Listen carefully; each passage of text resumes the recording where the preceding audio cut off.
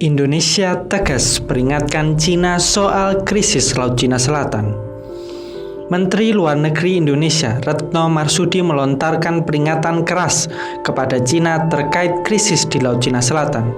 Peringatan ini disampaikan Retno yang berjanji akan selalu membela kepentingan nasional Indonesia.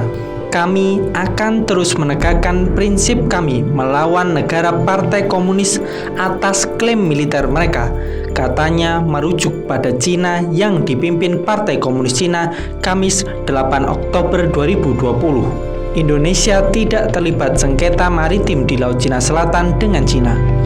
Namun, Indonesia kerap berseteru dengan Beijing karena kapal-kapal penangkap ikan Cina yang dikawal kapal Coast Guard-nya memasuki zona ekonomi eksklusif Indonesia di perairan Natuna. Amerika Serikat menuduh Cina mengintimidasi para tetangga Asianya, sementara Beijing mengatakan Washington dan sekutu baratnya telah mengganggu dan membahayakan keamanan dengan mengirim kapal perang ke perairan sengketa di Laut Cina Selatan.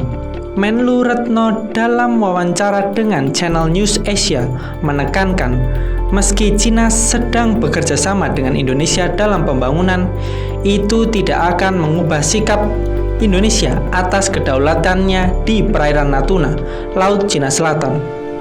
Ditanya apakah kerjasama pengembangan vaksin Cina dengan pihak Indonesia yang sedang berlangsung akan mempengaruhi posisi Indonesia soal perairan yang disengketakan, Retno menjawab tegas, "Saya bisa menjawab dengan tegas, setegas mungkin, tidak. Itu dua hal yang berbeda, dan ketika kita bekerja sama, bukan kerjasama yang timpang yang hanya menguntungkan satu pihak, dalam hal ini Indonesia," ujarnya. Tetapi perusahaan Cina dan Cina sebagai negara juga menikmati buah atau manfaat dari kerjasama ini.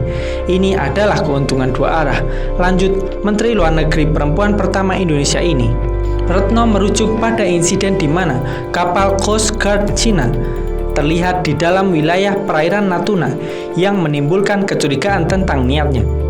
Badan Keamanan Laut Indonesia mengatakan kapal Coast Guard Cina memasuki zona ekonomi eksklusif Indonesia di lepas Pulau Natuna Utara bulan lalu.